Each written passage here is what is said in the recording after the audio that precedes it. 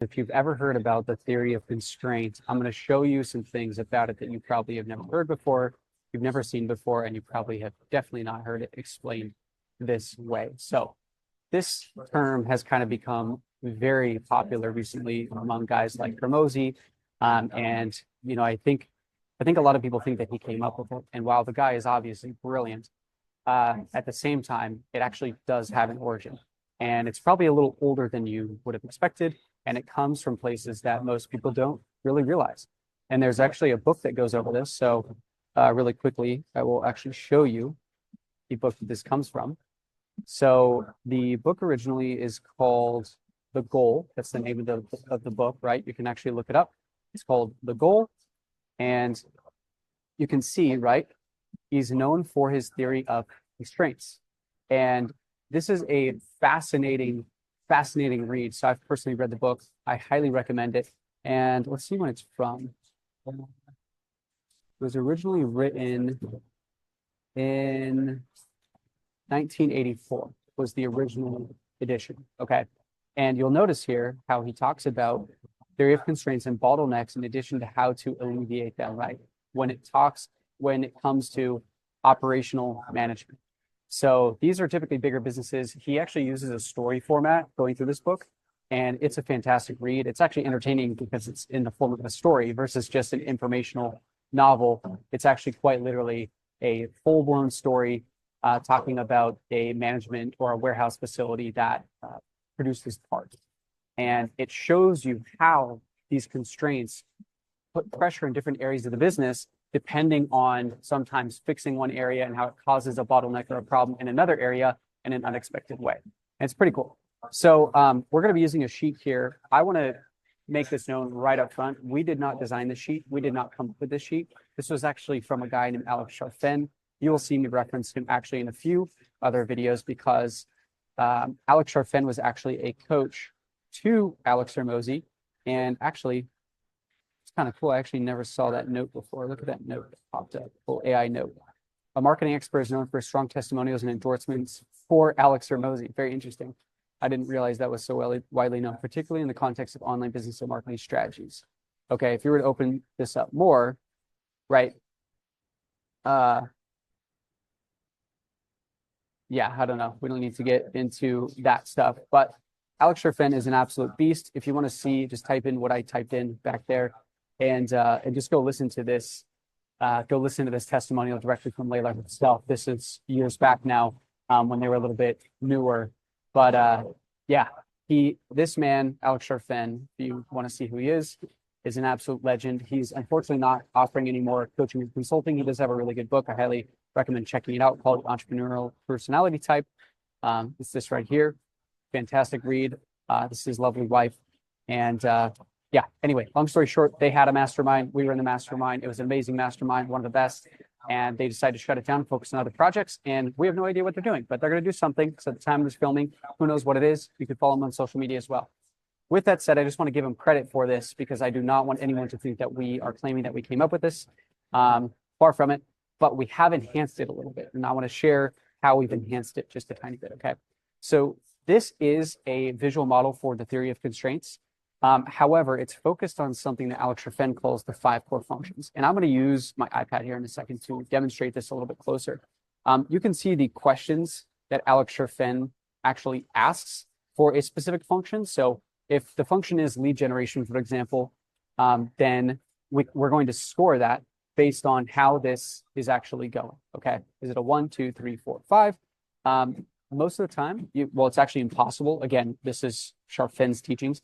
It is effectively impossible to have 5s in every department of the business, right? So you quite literally cannot have 5, 5, 5, 5, 5 across the board. It's impossible because if you generate too many leads, maybe it's too much for your system, your nurture system. And then maybe you can't even convert as high of a rate as you were converting. So the conversion falls, right? And then maybe delivery suffers because you have too many sales or too many leads or whatever it might be. And then maybe your retention disappears because you're focused too much on delivery. So you're not properly reselling people. So this is always going to be ebbing and flowing. And that is really the epitome of the goal or the theory of constraints, if you will.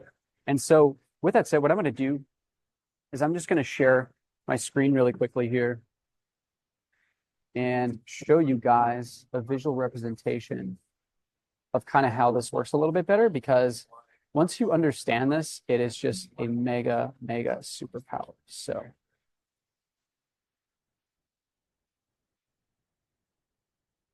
hope this is connecting to the right thing. Huh. And of course it's not. Oh, there we go. It is. All right. Technology sometimes, huh? So check this out. All right.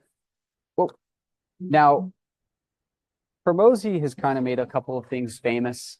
And in this case, he's made a few things famous when it comes to the different functions of a business. Now, I truly believe that he actually got this from Charfen and then he just kind of like redid it Hormozi style. But essentially, there's 5 core functions, and both of them teach this, by the way. Hormozi just kind of changed some of the verbiage on it and a little bit of how he looks at the conversion stage, mostly. So there is the lead gen, there's the lead nurture, okay? Then there is the conversion, the sale itself, okay? And then there is the delivery, and then the resell, upsell. Again, depending on which of those 2 Alexes you're learning from, they will articulate those 5 functions of a business in different terms. But I'm just going to give you the highlight of what they're getting at, okay? All of these directly affect the customer, okay? Which my writing was a little better when I'm trying to go fast, but they directly affect the customer. And basically what it's saying is that you're not going to have happy customers getting really good results in whatever it is, okay? Whether you're delivering the service or the product, or whether they are, getting information from you and doing it themselves, it doesn't really matter. The format doesn't matter, because at the end of the day, they have to become a prospect or a lead in your system. They have to get on your radar if they have interest. I don't care what you're selling. They have to be on your radar, okay? And you need to have some contact information to be able to go back and forth to nurture them. So they have to become a lead in your system. You have to have a way to have a conversation. And then nurturing them means warming them up or getting them more information or answering their questions or whatever it might be. And then there's a moment where they actually spend money with you. And then you have to deliver whatever it is. Again, it doesn't matter if you're doing all the work, if it's a service, it doesn't matter if it's a software, it doesn't matter. There's a delivery aspect. Usually delivery also comes with some form of support in the process as well. Could be white glove support. It could be a full done for you support. Doesn't really matter. It could be a support line, a customer support line. It could be a community or group. Doesn't matter. And then there's the opportunity to buy more or more frequently from them. So resell, upsell, or to buy different things like bigger things, right? Something different. And at the end of the day, this is kind of what these guys are talking about when they talk about these stages of the business. The reason that they lay these out, these are not all the operations of the business. This doesn't touch finance or the actual operations itself. We kind of see operations personally as like an umbrella over all of these. It's like the secret system running the whole system and gluing all these things together. Ops is kind of like the glue and the umbrella for all that stuff, right? And all the other departments. So it doesn't touch finance or the operations of things. And it doesn't touch everything else related to management, your org chart and stuff like that, right? This is simply the things that affect the customer, okay? Which is why Alex Charfen makes a really big deal out of this, because it's so important. Because if you're not putting the customers first and focusing on the customer, at the end of the day, your business is not going to be built around the right things. It's going to be built around your interests and not theirs, okay? So the whole thing with the theory of constraints, like I mentioned, which is a very powerful concept, and there's a reason that it's become so popular and famous. There was another guy, Jeremy Haynes, who actually taught us about this in one of his marketing programs, and it was a fantastic marketing program. But what he essentially taught was a series of steps of what he called like I forget what he called it, something about a bottle. And I forget what it is, but it was an image of a bottle. And so essentially what Jeremy was talking about was like, okay, maybe you have the CTR, like the click-through rate. Okay, so the quantity of people clicking through. And then maybe you have, and I'll actually put it down here. So, and then maybe you have, instead of the CTR, so you have the click. So let me back up here. Okay. You could even do like, this could be the impressions, so the number of impressions, and then you could have clicks, for example. So they saw the ad, if we're talking about an ad, okay? Saw ad, clicked on ad, like actually clicked on it, okay? From the click, you could get as descriptive about this as you want. Every process, there's like higher level steps, and then you could get more into the weeds if you want to. For example, we could say landing page views. That means they clicked and they actually waited for the page to load, okay? We probably wouldn't track that. I mean, you can kind of see that in the systems of the ads manager or whatever for Meta or any of the platforms, but we're probably not going to like that or track that. So impressions, right? Clicks, we are going to track this stuff. And then from the clicks, what we're going to be looking for example, is we might be looking at from the ratio of how many people landed. And you know what? Let's actually use this example because it depends on what we're trying to measure. So if we were trying to measure how effective our headline is in clicking on the video and getting people interested, then we would actually video plays, we would actually track this because what we're interested is the percentages going from one to the other. So let's say there was 1,000 impressions, and out of that, you're getting about 20 people to click, okay? So that's 20 clicks. Well, 20 over 1,000 is what? It's about 2%. And so that 2% would be considered a good click-through rate. Does that make sense? And so we'd be like, yep, no, this checks the box. There is no bottleneck there, okay? But then we would take a look at the next step. Maybe out of those 20 clicks, maybe only 10 viewed the landing page. Interesting, okay? Out of that 10, so that's a 50%. Huh, that seems a little bit low. Out of all the clicks, only 50% of the people waited to watch or to hit the landing page. You know what that means is our load time for the page is too slow.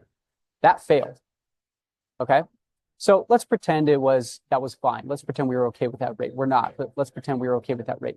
So out of the 50%, let's say out of the video plays, this was only 2, okay?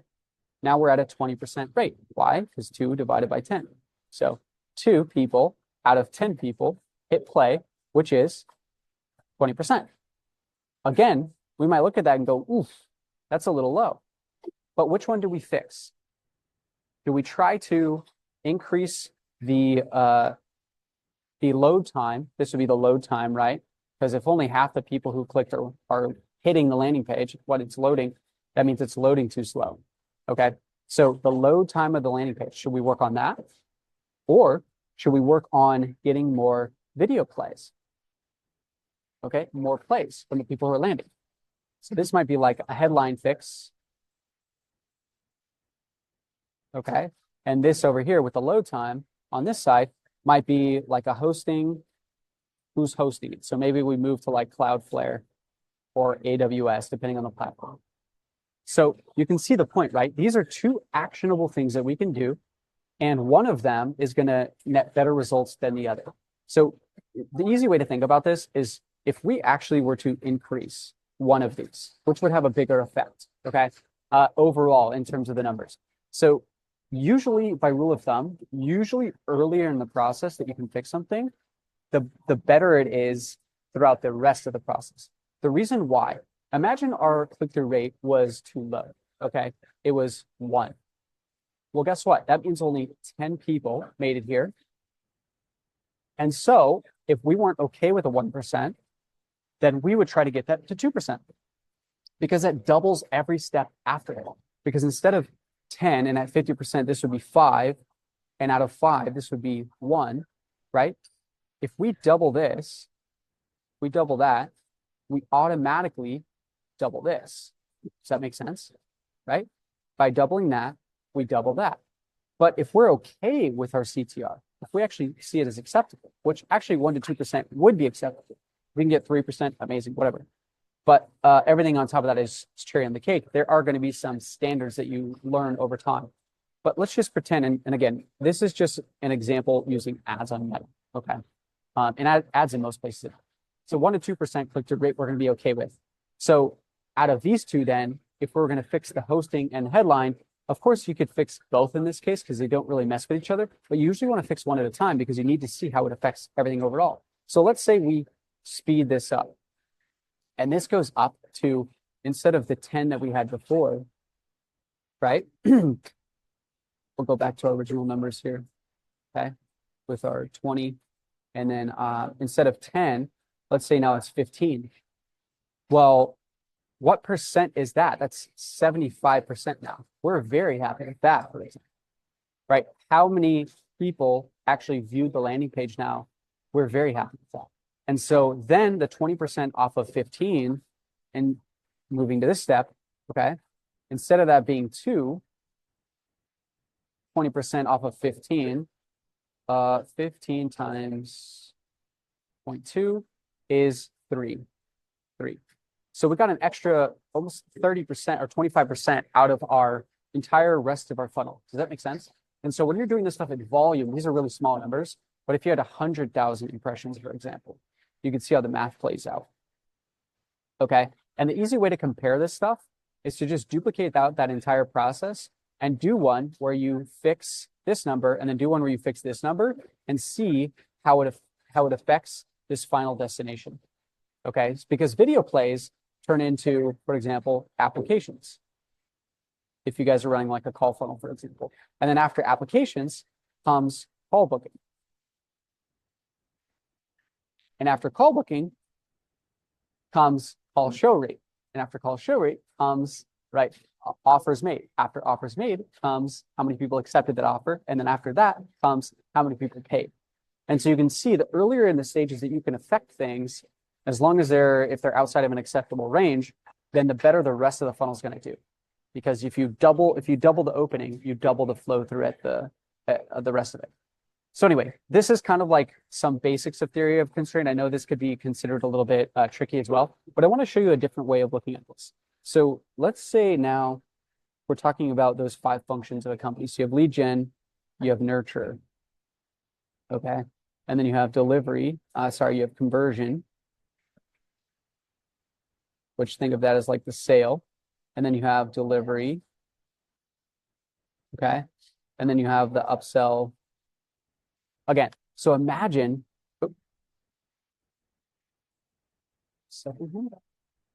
so imagine all of a sudden you had 10,000 leads come in overnight, just overnight in your system, just a ridiculous number, right? Just floods your entire system.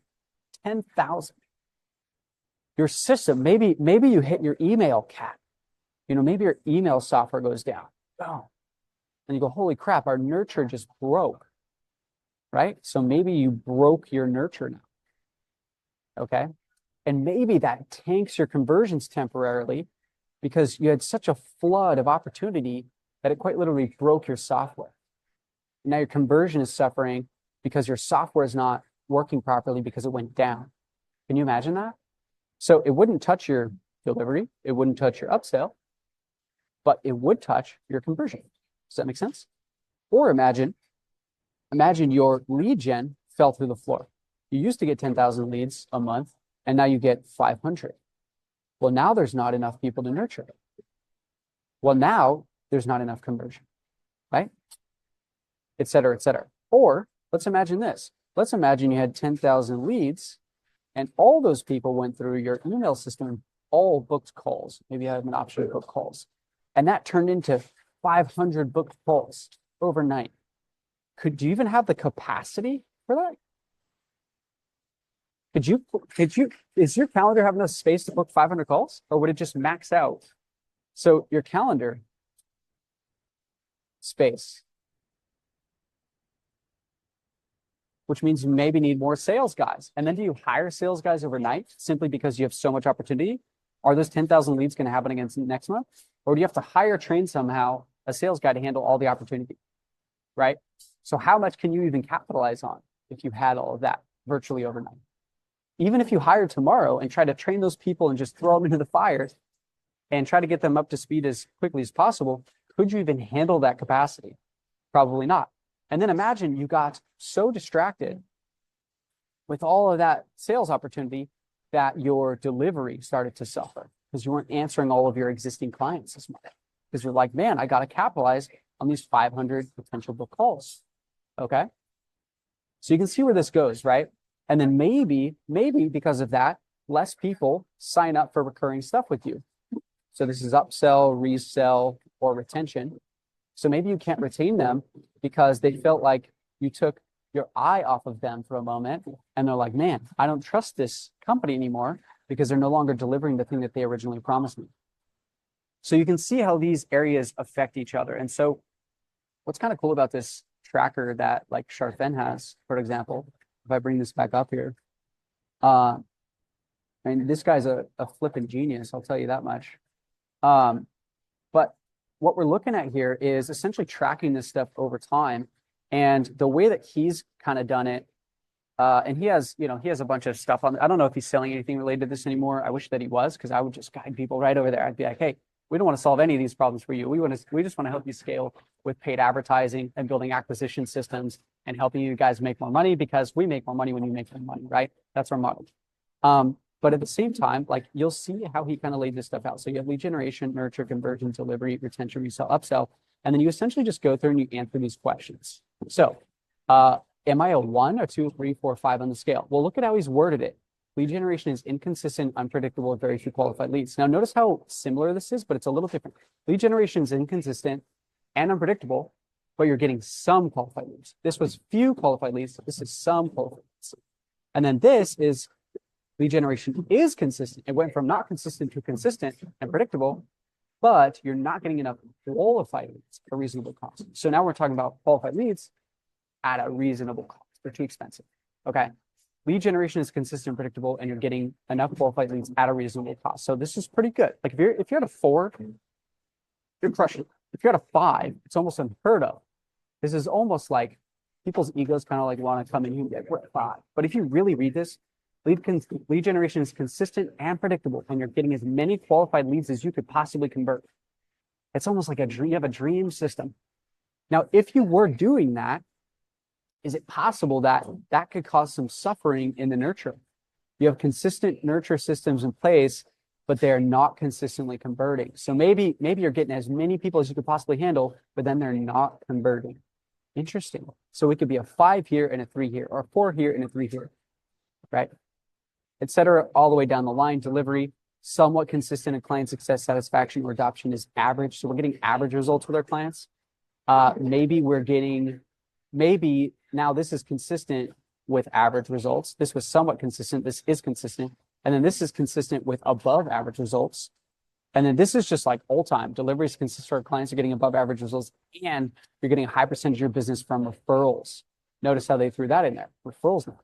And so anyway, you can kind of see how this kind of plays in and shows you over time how things dance around. So you'll notice, like this just example, one brand. So lead generation on lock, nurture wasn't very good, right? It was okay. Nurture was, you have consistent nurture systems in place, but they're not consistently converting. Yep. Conversion aspect was a 3. Then it went down to a 2. Look at that. How did it go from a 3 to a 2?